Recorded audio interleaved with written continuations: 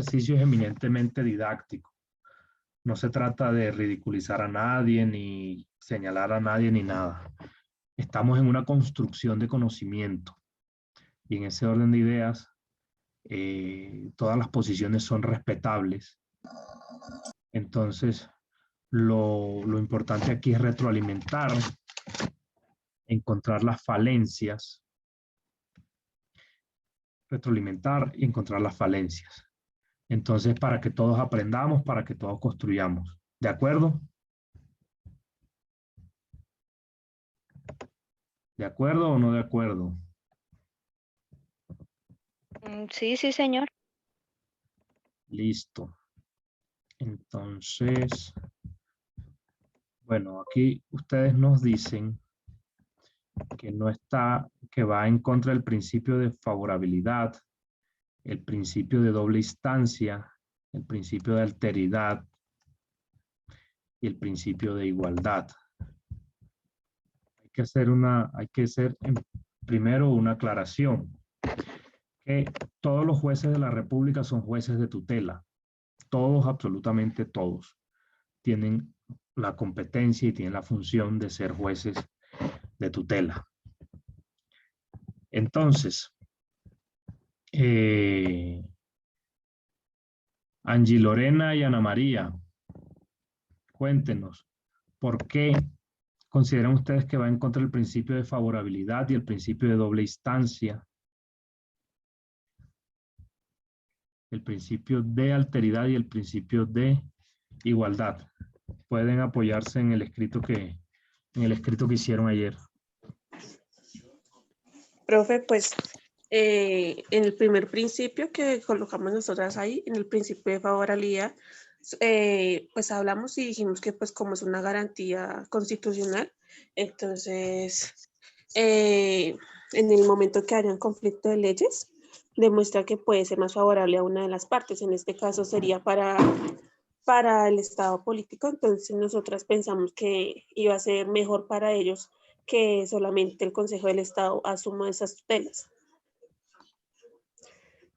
Por eso, pero aquí nos habla que las acciones de tutela dirigidas contra las actuaciones del presidente de la República y demás serán repartidas para su conocimiento en primera instancia al Consejo de Estado. El principio de favorabilidad dice que cuando existe una ley favorable, se aplicará esta. El principio de favorabilidad es un principio de favorabilidad al reo. Entonces, ¿dónde encuentran ustedes el punto el punto? Pues, profe, porque como, o sea, antes, supuestamente, cualquier persona, cuando no esté de acuerdo con con alguna circunstancia que esté pasando, podría presentar sus tutelas o reclamar ante sus, ¿cómo se dice? O sea, en su entorno donde viven, podían hacerlo más cerca, ¿sí me entiendes? Pero entonces ahora solamente tendrían que trasladarse bueno, ay, se me fue la palabra.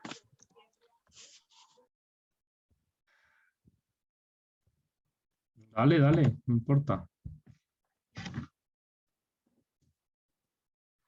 Sí, espera, me organizo mejor para poderlo contestar. No, dale.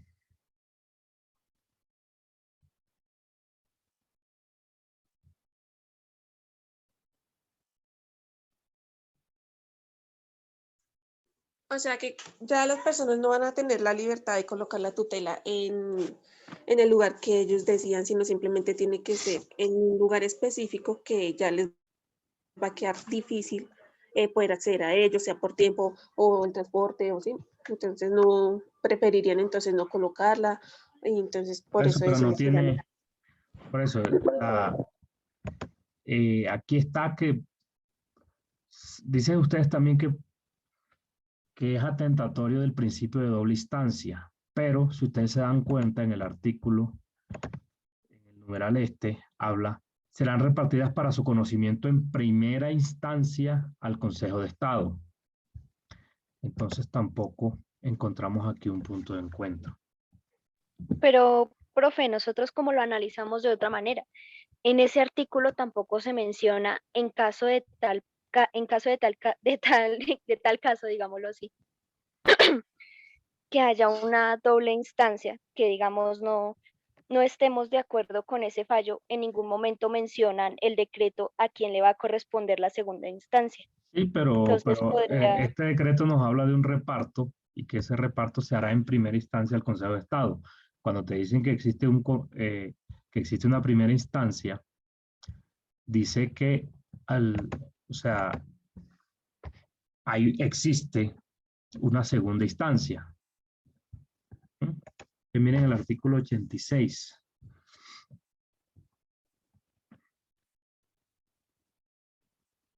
pues profe, nosotros lo consideramos que no haya ninguna segunda instancia, pues porque como el Consejo de Estado es como lo más alto jerárquicamente, pensamos, y como la instancia va directamente a quien sea el superior jerárquico, pues no No, consideramos que hubiera segunda instancia en ese no por aspecto. eso, cuando los repartos llegan a la Corte Suprema de Justicia, por ejemplo, llegan a la sala civil, la segunda instancia es la sala laboral. Si llegan a la sala laboral, la segunda instancia es la sala penal. Si llegan a la sala penal, la segunda instancia es la sala civil. Sí, pero eso no tenían ustedes cómo saberlo, pero es válido. Entonces, listo.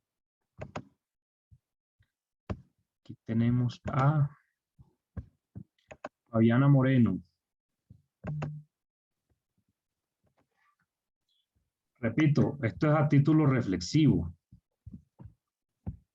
eminentemente reflexivo. O sea, aquí tenemos el derecho a equivocarnos. Así que no se angustien, no sientan pena, no sientan nada, que esto es un ejercicio eminentemente reflexivo.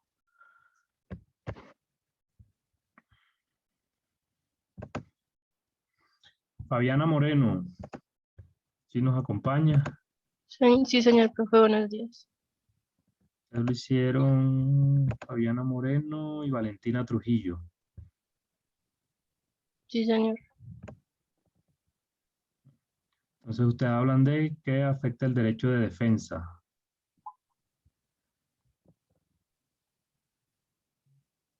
Al principio de la verdad procesal que nos dice que se puede presentar pruebas dentro del proceso. Esto quiere decir que sin pruebas este no puede llevar a cabo la seguridad. Ahí sí me gustaría que me explicaran la posición de ustedes.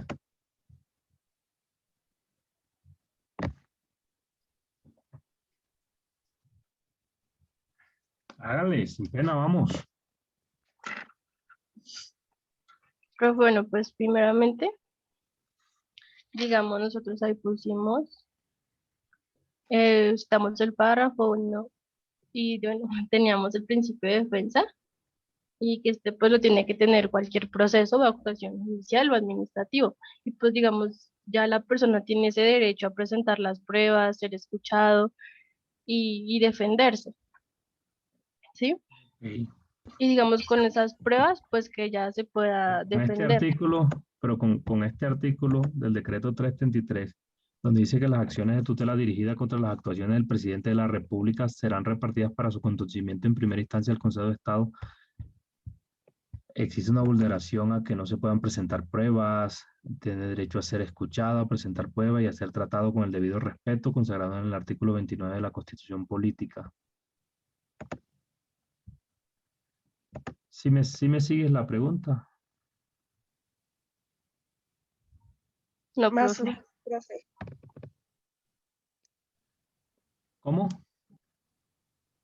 Que más o menos, profe. Pero, bueno, por eso, pero ¿qué tiene que ver? Profe, porque... Espera, profe.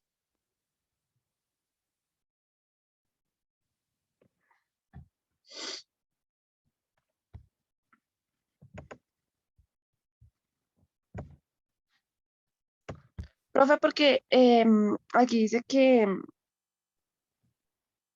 Espera, que el Honorable Consejo de Estado, en sentencia de la fecha del 18 de julio del año 2002, decidió que había una demanda de dulidad por Nulidad. inconstitucional con un decreto y que al respecto de esa norma con fuerza de ley. O sea, el respecto de una norma con una fuerza de ley. o sea, que dentro del ámbito de la competencia que le asignen el artículo 189 de la guión 11 de la Constitución, pues en este observamos que pues la vulnerabilidad al principio de la verdad procesal que nos dice que se puede presentar pruebas dentro del proceso, profe. Y pues nosotras también nos basamos ahí en el artículo 29, ahí mismo en el decreto lo nombran, que es el debido proceso, se Sí, pero aplicará a toda clase lo que de no me están, actuaciones judiciales y administrativas. lo que no nos están explicando es, aquí el artículo es muy claro cuando dice que las acciones de tutela dirigidas contra las actuaciones del presidente de la República serán repartidas. Aquí solo me está hablando de un reparto que tiene que ver con las pruebas, con esta nulidad por inconstitucionalidad. ¿Sí? O sea, Profe, pues para cuando mí ya como estén como en el abogado, juicio como tal. sí, pero el artículo no está hablando de eso.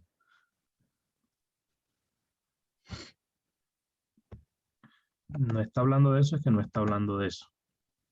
Para mí, como abogado, yo veo ese decreto inconstitucional, ¿sí? Pero el análisis es frente a eso. Bueno, a ver quién más. Michelle Muñoz, Sí, señor profe, buenos días. Ailín Sanabria y Valentina Muñoz. Profe, la Buenos compañera días, profe. Aileen no está porque tenía una cita médica. ¿Quién? Aileen. Ok.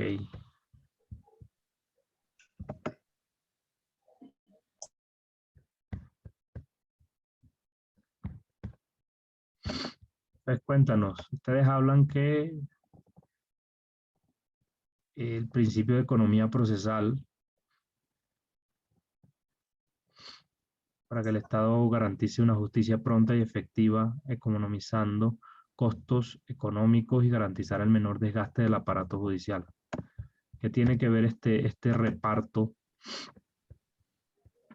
con esa economía procesal? Profe, pues digamos que como habíamos visto la clase anterior, ¿sí me están escuchando? Sí. Sí, sí, claro. Bueno, pues primero, nosotros lo que hicimos fue coger el decreto 333, el numeral 12 y como desglosarlo un poquito.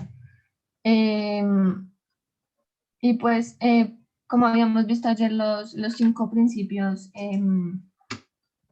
constitucionales del derecho procesal en Colombia. Entonces, pues bueno, uno de los principios es el que pusimos ahí, que es el de el de la economía procesal. Entonces, bueno, ahí lo escribimos, que dice que este principio implica que se adelanten los procesos sin dilataciones injustificadas, de tal manera que el Estado garantice una justicia pronta y efectiva, economizando costos económicos y garantizar el menor desgaste del aparato judicial.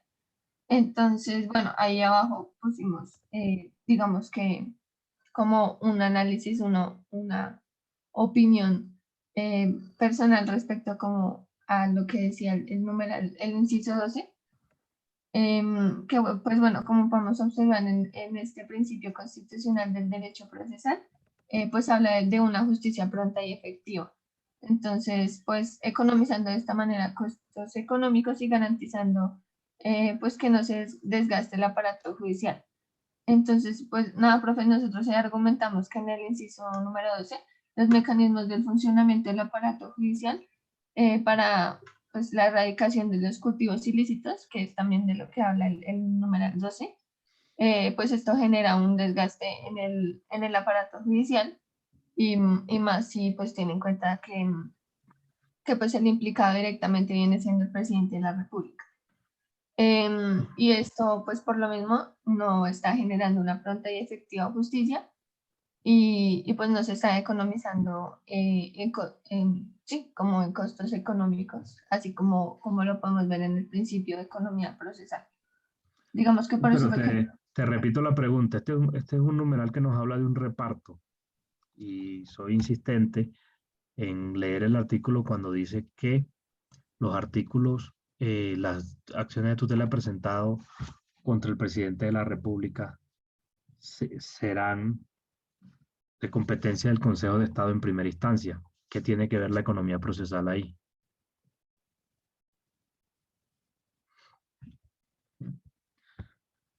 Listo. Pues, profe, nosotros lo pusimos ahí por lo mismo pues bueno, por la parte, supongo que nos quedó mal, pero bueno, de los errores se aprende. Lo cogimos más que todo ese principio por la parte que dice que los cultivos ilícitos, que está el presidente de la República, entonces pues al estar el presidente de la República, pues está como todo el aparato judicial, obviamente. Y la parte de los cultivos ilícitos, pues ahí está como hicieron esa cosa pues por la derecha, sin preguntar ni nada. Entonces ahí se está, pues obviamente desgastando el aparato judicial y por lo mismo no hay como una efectiva economización de costos.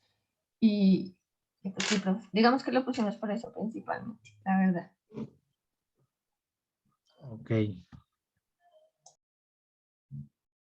Entonces, Daniela Romero y María Fernanda Beltrán López. Gracias, profe. Dale, Michelle, gracias. Gracias a ti. Ay, señor, casi no puedo desconectar esto. Cuéntanos, ustedes nos hablan que Bueno, profe, no pues no. existe garantía de imparcialidad. Sí, también lo del principio del juez natural, que el juez necesita ser competente en la ley, pues para que exista la garantía de imparcialidad, sí. También el principio de concentración, ya que, pues según lo que nosotros leímos, pues entendimos que primero que todo, en los casos se pasaban a jueces y aquellos no podían negarse ante tal oferta. Entonces, pues a nosotros no nos parecía porque deben haber casos en los que el juez no es competente y pues no es justo. O sea, es necesario que haya un cambio pues con su capacidad de análisis porque pues no sería de una manera correcta y pues se puede afectar algunas partes si si no se ejecuta de la manera adecuada. Pues es como para que exista más una garantía, ¿sí? La de garantía de imparcialidad y que no... Se acerca un poquito a todos. A todos, todos. Recuérdennos el principio de juez natural.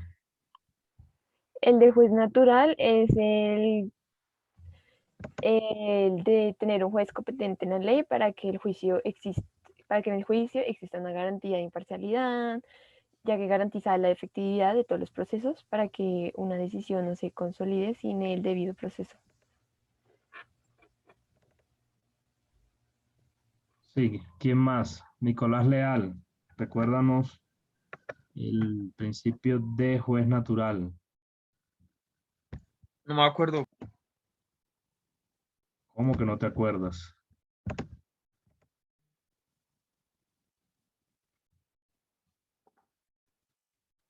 ¿Cómo así que no te acuerdas?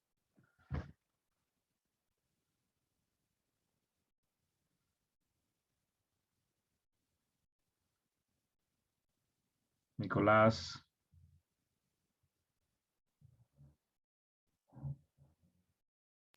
Ya, profe. ¿Cómo? Pues dice que ese principio implica que se debe ser juzgado ante un juez, un tribunal competente procesal. Se puede afirmar que el juez natural es aquel que tiene la facultad exclusiva para conocer de ciertos asuntos porque la ley le otorga la competencia para ello. Pero de igual Ok. manera hay una excepción según el artículo 86 de la Constitución Nacional de Colombia, que habla de la tutela y que a este lo pueden conocer todos los jueces o cualquier juez, siempre y cuando esté comprometido un derecho fundamental.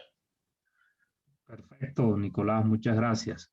Entonces, hagamos de cuenta aquí que ustedes son un jurado, como se ve en las películas. Entonces, frente a ese, ustedes como jurado tienen ese artículo de la Constitución, con lo que nos acaba de leer aquí el compañero Nicolás, que le voy a pedir el favor que lo repita. Entonces, primero, todos los jueces de tutela, todos los jueces de la República son jueces de tutela. Repite, Nicolás, lo que nos acaba de leer, por favor. Correcto, profe. Principio de juez natural. Ese principio implica que se debe ser juzgado ante un juez o tribunal competente procesalmente. Se puede afirmar que el juez natural es aquel que tiene una facultad exclusiva para conocer de ciertos asuntos porque la ley le otorga competencia para ello. Pero de igual manera hay una excepción según el artículo 86 de la Constitución Nacional de Colombia, que habla de la tutela y a que éste lo pueden conocer todos los jueces o cualquier juez siempre y cuando esté comprometido un derecho fundamental. Ok, entonces todos los jueces de Colombia son jueces de tutela. ¿Qué diferencia puede haber entre el presidente de la República y los demás para que se le otorgue la competencia a un solo tribunal? Además de lo que dijo el primer trabajo, creo que fue alguien que me habló del principio de igualdad. Ana Aguilera nos habló del principio de igualdad. Entonces, ustedes frente a esto que nos acaban de leer, ¿creen que ese artículo es constitucional? A ver, jurado, votemos uno por uno. Pues no, profe, o sea, es inconstitucional, porque realmente, porque el presidente tendría como que tener el privilegio para que el Consejo de Estado sea quien resuelva ese asunto. Exclusivamente. Claro. Alejandra, ¿qué piensa?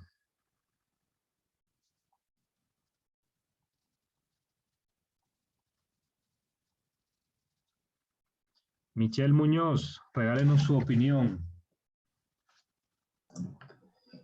Señor profe, Regálenos su opinión de la pregunta que acabamos de hacer. qué pena, profesora, que me la podría repetir. Que te la podría repetir. Recuerda que está muy larga con Estamos hablando del principio de juez natural, ¿no? Y luego hablamos el de la igualdad. Sí, por Pero eso. se me escapó la pregunta, qué pena. Por Pero eso sí es está. constitucional. Si usted hace parte de un jurado y tiene que votar, ¿usted cree que es constitucional o inconstitucional? Un jurado tiene que votar. Constitucional, ¿no? Sí. ¿Por qué es constitucional? El Consejo de Estado puede ser es el juez natural del presidente. Puede ser el juez natural del presidente. Ah, no. No, porque eso sería, digamos, no, pues estaría mal porque obviamente ellos tratarían de salvarlo, sí, por así decirlo, a toda costa, sin nada más porque es el presidente, por no hacer lo que hagan. Que no puede haber diferencia. Listo. Pasamos al tema de hoy, que es el derecho al debido proceso y el derecho de defensa. Valentina Trujillo, cuéntanos, ¿qué investigaste?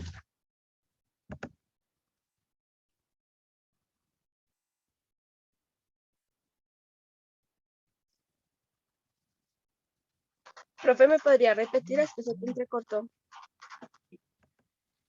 Hoy vamos a hablar del debido proceso y el derecho de defensa. Profe, pues, yo averigué que el debido proceso es quien sea sindicado tiene derecho a la defensa y a la asistencia de un abogado escogido por él o de oficio, durante la investigación y el juzgamiento a un debido proceso público, sin dilaciones injustificadas, a presentar pruebas y a controvertir la que se alleguen en su contra o impugnar la sentencia condenatoria. Sí. Y eso en tus palabras, ¿qué quiere decir? Profe, que toda persona tiene derecho a un abogado, ya sea que él lo contrate o que el Estado se lo dé. Tiene derecho a defenderse. Ese es el derecho de defensa. Está Sí, muy el bien. derecho de defensa. Y el debido proceso. Al del debido proceso que tiene que, pues lo que yo entiendo, ¿no? Que tiene derecho a digamos, a ser tratado con todas las de la ley, profe. O sea, tener, vamos, derecho a una llamada, derecho a ser tratado bien, o sea, a tener su audiencia, a tener su abogado, a defenderse pero también a ser juzgado. A ser juzgado y a poder defenderse, ¿sí, profe? Ok, gracias. Nicolás, cuéntanos. ¿Qué investigaste?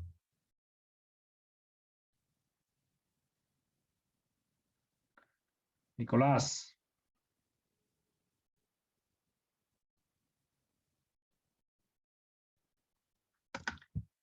Nicolás.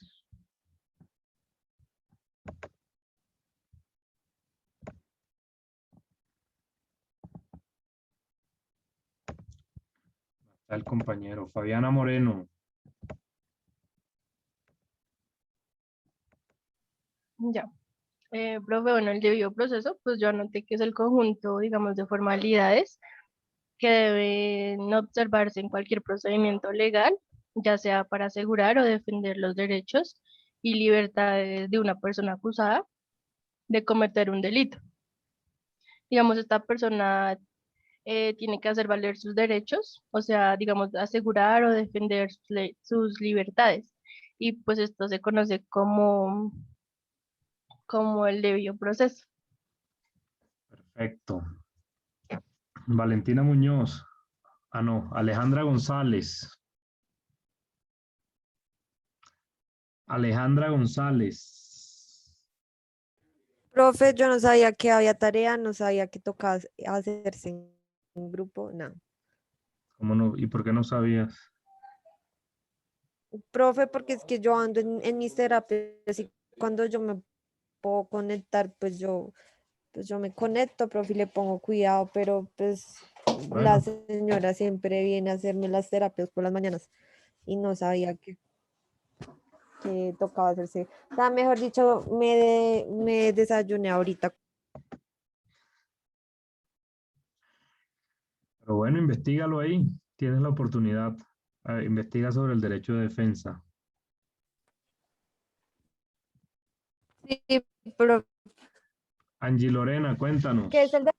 Yo estaba mirando acá que es el juez natural de Colombia y todo eso que estaban mirando.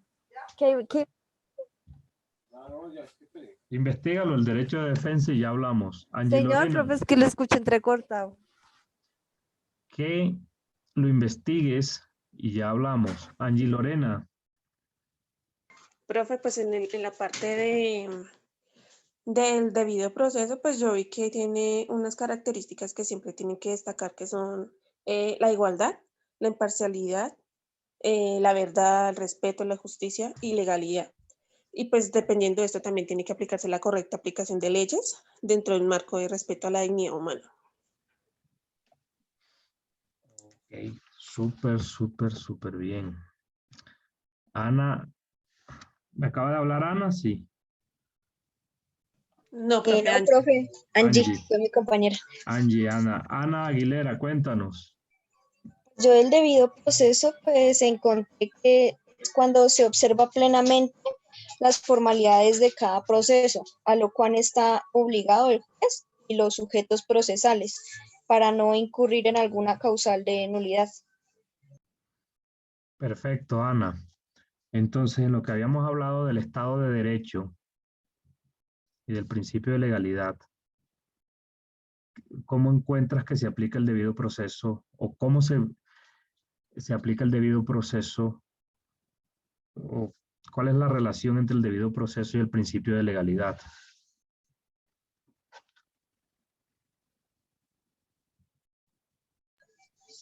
Profe, yo creería que el que más se debería ver en el debido proceso es la legalidad del asunto. Que, digamos, en un proceso donde a una contraparte no se le notifique o actúen en cierta manera siguiendo adelante sin esa persona, pues no sería una nulidad. Ok. Sí. ¿Quién nos falta aquí? ¿Ya apareció Nicolás Leal o nada?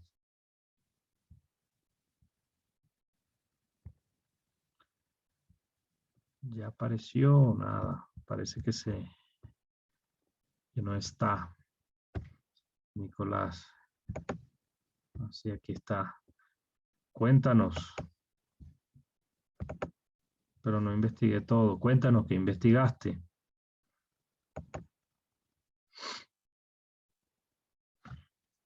¿Quién yo, profe?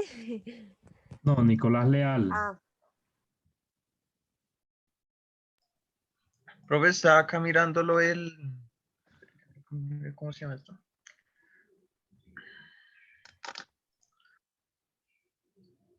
Lo del debido proceso acá en la página está, profe.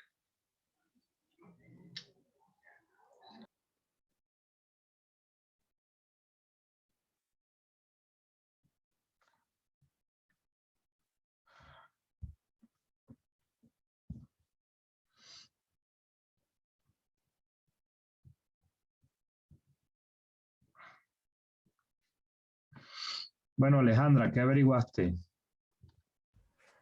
profe, pues yo averigüé que el derecho de defensa es quien se ha indicado tiene derecho a la defensa y a la asistencia de un abogado escogido por él o de oficio durante la investigación y el juzgamiento, a un debido proceso público sin dilaciones injustificadas, a presentar pruebas y a controvertir las que se alleguen en su contra, a impugnar a a la sentencia condenatoria. Eso es del artículo 29 de la Constitución Política de Colombia, profe. ¿Cómo? Que sí, que si eso es al artículo 29 de la Constitución Política de Colombia. O sea, que el derecho de defensa es del artículo 29 de la Constitución Política. Sí, señor. Ah, pues yo tengo acá otra cosita más larguita, si su merced quiere escuchar, profe. Dale, te Bueno, escuchamos. artículo 29 de la Constitución Política de Colombia. El debido proceso se aplicará a toda clase de actuaciones judiciales y administrativas. Nadie podrá ser juzgado sino conforme a las leyes preexistentes al acto que se le imputa ante el juez o tribunal competente y con observancia de la plenitud de las formas propias de cada juicio. En materia penal, la ley permisiva o favorable, aun cuando sea posterior, se aplicará de preferencia a la restrictiva o desfavorable. Toda persona se presume inocente mientras no se le haya declarado culpable, mientras no se le haya declarado judicialmente culpable. Quien sea sindicado tiene derecho a la defensa y a la asistencia de un abogado escogido por él o de oficio durante la investigación y el juzgamiento a un debido proceso público sin dilaciones injustificadas, bueno, eso fue lo que leí, a presentar pruebas y a controvertir las que se alleguen en su contra, a impugnar la sentencia condenatoria y a no ser juzgados dos veces por el mismo hecho. Eso era lo que hablábamos ayer, ¿no, profe? De no ser juzgados por el mismo, por el mismo delito. ¿Sí? Que yo le pregunté. Ayer antier, porque yo le pregunté eso. Es nula del pleno derecho la prueba obtenida con violación del debido proceso. Listo.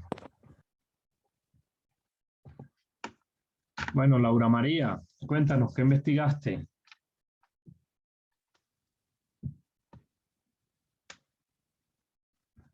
Laura María.